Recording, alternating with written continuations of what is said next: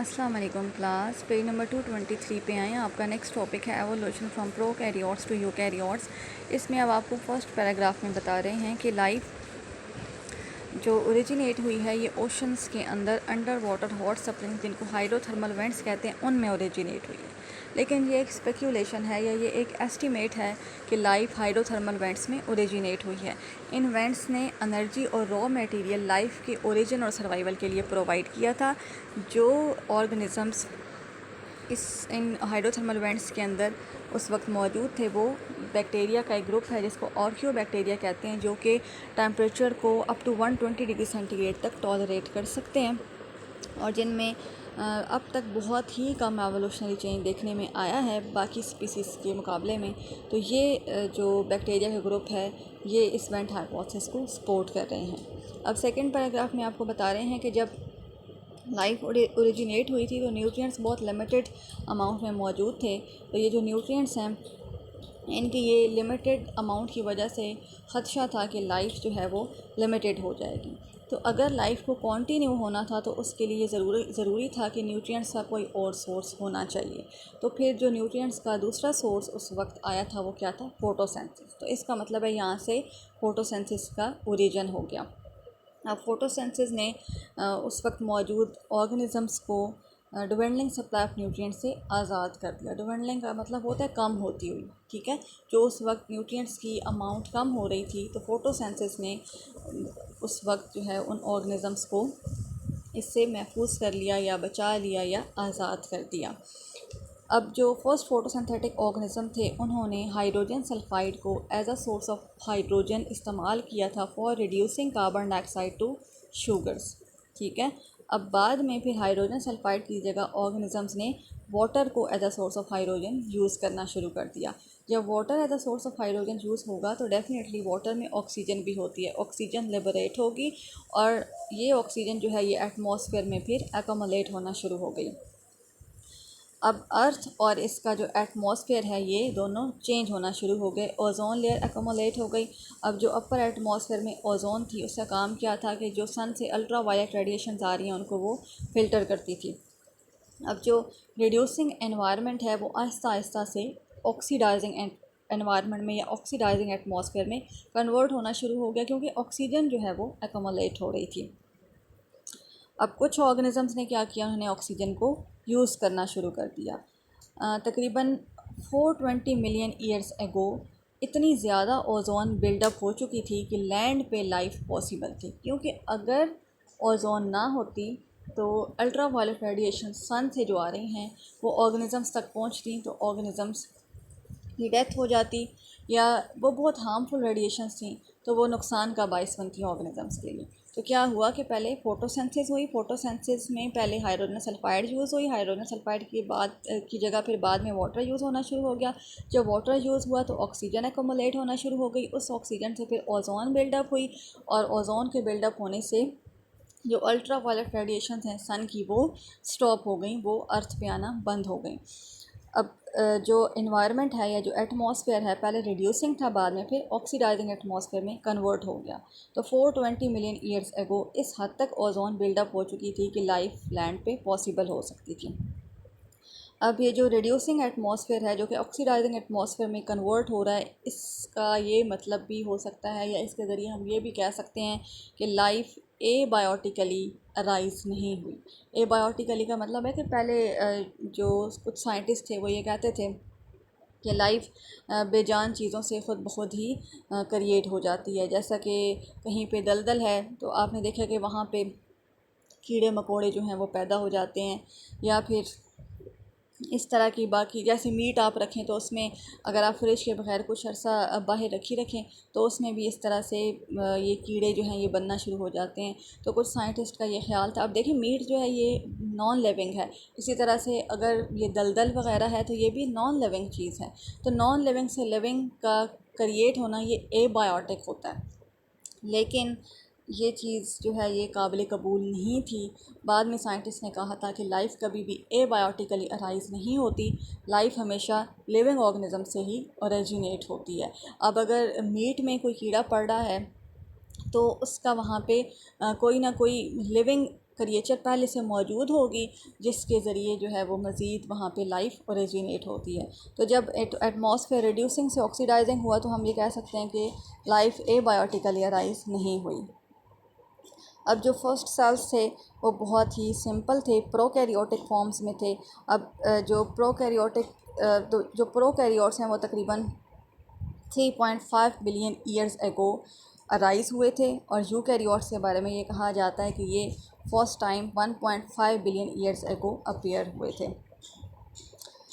अब प्रोकैरियोट्स से यूकैरियोट्स कैसे बने हैं, इसके लिए हमारे पास दो हाइपोथेसिस हैं। एक है एंडोसिम्बायोट हाइपोथेसिस और दूसरा है membrane invagination hypothesis.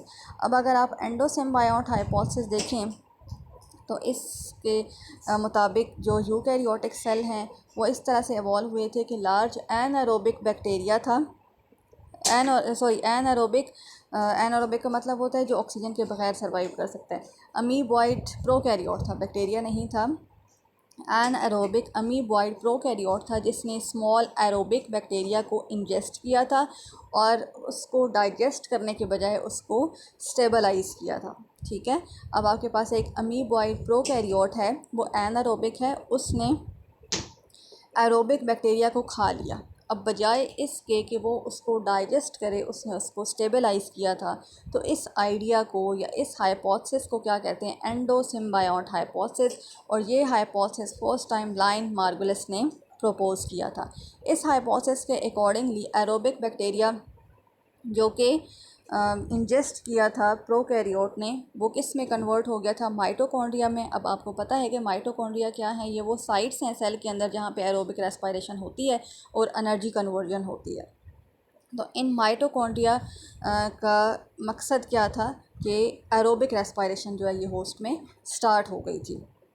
Aerobic respiration होती है कि ऑक्सीजन की मौजूदगी में फूड को ब्रेक डाउन करना और एनर्जी को हासिल करना। अब नेक्स्ट आप पेज नंबर 224 पे आएँ तो इसमें आपको बता रहे हैं कि फ्लैजेला जो हैं ये किस तरह से ओरिजिनेट हुए थे या किस तरह से अराइज हुए थे। तो यही जो प्रोकैरियोट है इसने इस तरह के ऑर्गेनिज्म जैसे कि स्पाइरल शेप्ड बैक्टीरिया हैं, इनको इंजेस्ट किया था। ठीक है, अब प्रोकैरियोट ने किसको इंजेस्ट किया, स्पाइरल शेप्ड बैक्टीरिया को, जिनको स्पाइरोशीट्स कहते हैं। तो उन स्पाइरल शेप्ड बैक्टीरिया से क्या बन गए, फ्लैजेला बन गए। अब नेक्स्ट आपको बता रहे हैं कि क्लोरोप्लास्ट किस तरह से अराइज हुआ था। तो प्रोकैरियोट्स ने जब साइनोबैक्टीरिया लाइक ऑर्गेनिजम्स को इंजेस्ट किया था तो वो किस में कन्वर्ट हो गए थे, क्लोरोप्लास्ट में। नेक्स्ट आपके पास जो है ये है मेम्ब्रेन इनवेजिनेशन हाइपोथेसिस। अब मेम्ब्रेन इनवेजिनेशन हाइपोथेसिस के अकॉर्डिंगली यूकैरियोटिक सेल किस तरह से इवॉल्व हुआ था या ओरिजिनेट हुआ था कि प्रोकैरियोटिक सेल की जो सेल मेम्ब्रेन है वो इनवर्ड पिंच हुई थी या इनवेजिनेट हुई थी और उसने जेनेटिक मटेरियल को इनक्लोज़ कर लिया था। तो जेनेटिक मटेरियल जहाँ जहाँ इनक्लोज़ हुआ था उससे फिर डबल मेम्ब्रेन बाउंडेड एंटाइटीज़ बन गई थी। अब डबल मेम्ब्रेन बाउंडेड एंटाइटीज़ कौन कौन सी हैं, क्लोरोप्लास्ट है, न्यूक्लियस है, माइटोकॉन्ड्रिया है। यही फ़र्क होता है ना प्रोकैरियोट्स और यूकैरियोट्स में, कि जो प्रोकैरियोट्स होते हैं उनमें जो जेनेटिक मटेरियल होता है वो मेम्ब्रेन बाउंडेड नहीं होता, और जो यूकैरियोट्स होते हैं उनमें जो जेनेटिक मटेरियल होता है वो मेम्ब्रेन बाउंडेड होता है और बाकी ऑर्गेनेलीज़ भी मेम्ब्रेन बाउंडेड ऑर्गेनेलीज़ मौजूद होती हैं। तो हमारे पास जो यूकैरियोटिक सेल है उसमें मेम्ब्रेन बाउंडेड ऑर्गेनेलीज़ कौन कौन सी हैं, माइटोकॉन्ड्रिया है, क्लोरोप्लास्ट है और न्यूक्लियस वगैरह। तो ये प्रोकैरियोट्स में मौजूद नहीं होते। तो यही मेम्ब्रेन इनवेजिनेशन हाइपोथेसिस के अकॉर्डिंगली यही है कि प्रोकैरियोटिक सेल की सेल मेम्ब्रेन इनवर्ड पिंच हुई थी और उसने मेम्ब्रेन ये जेनेटिक मटेरियल को इनक्लोज कर लिया था, जिसकी वजह से मेम्ब्रेन बाउंडेड ऑर्गेनेलीज़ बन गई थी, क्लोरोप्लास्ट, न्यूक्लियस और माइटोकॉन्ड्रिया वगैरह। ठीक है, ये अगर आप अपनी फिगर 24.1 में देखें तो आपको ये दोनों हाइपोथेसिस नज़र आ रहे हैं। जो ए पे है वो आपके एंडोसिम्बायोट हाइपोथेसिस है और जो बी है वो मेम्ब्रेन इनवेजिनेशन हाइपोथेसिस है। इसमें अब आपको दिखा रहे हैं कि जो प्रोकैरियोटिक अमीबॉइड होस्ट है उसने एरोबिक बैक्टीरिया को इंजेस्ट किया है और उसकी इंजेक्शन की वजह से इसमें क्या बन गए हैं, माइटोकॉन्ड्रिया बन गए हैं।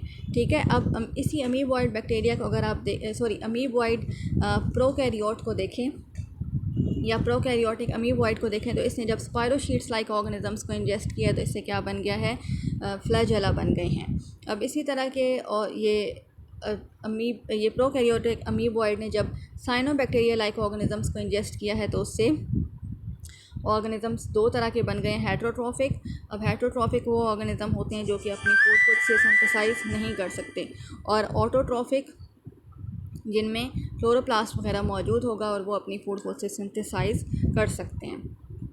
इधर जो आपको दिखा रहे हैं ये मेम्ब्रेन इनवेजिनेशन हाइपोथेसिस है कि प्रोकैरियोटिक सेल की जो सेल मेम्ब्रेन है वो इनवर्ड पिंच हुई, और उसके पिंच होने की वजह से उसने जेनेटिक मटेरियल को इनक्लोज कर लिया, और उससे फिर आपके पास माइटोकॉन्ड्रिया और क्लोरोप्लास्ट न्यूक्लियस लाइक ये जो ऑर्गेनेलीज हैं ये प्रोड्यूस हो गई। ठीक है, तो उसके बाद अब आपको बता रहे हैं कि एग्जैक्ट मैकेनिज़्म तो यूकैरियोटिक सेल की एवोल्यूशन का अभी तक नहीं बताया जा सकता कि कौन सा है, कि मेम्ब्रेन इनवेजिनेशन हाइपोथेसिस है या फिर एंडोसिम्बायोट हाइपोथेसिस है। लेकिन जो भी इसका मैकेनिज़्म है उसकी वजह से हमारे पास बहुत ज़्यादा डाइवर्सिटी आ गई लाइफ फॉर्म्स में और कम्प्लेक्सिटी आ गई। ठीक है, पहले ये जो न्यूली फॉर्म यूकैरियोटिक सेल्स थे ये अलग ही रहते थे या ख़ुद से रहते थे, बाद में फिर मल्टी सेलुलर अलग से रहने का मकसद यह कि ये यूनिसेलुलर थे, बाद में फिर ये मल्टी सेलुलर ऑर्गेनिजम्स में कन्वर्ट हो गए, और मल्टी सेलुलर ऑर्गेनिजम्स में जब सेल्स ज्वाइन हुए तो उनसे टिश्यूज़ बने, फिर ऑर्गन्स बने जिन्होंने बहुत से फंक्शन जो है वो परफॉर्म किए। तो मल्टी सेलुलर फॉर्म जो है इन्होंने अपने आप को अडेप्ट किया, ग्रेट वैरायटी ऑफ इन्वायरमेंट्स में अपने आप को एडजस्ट किया। ठीक है।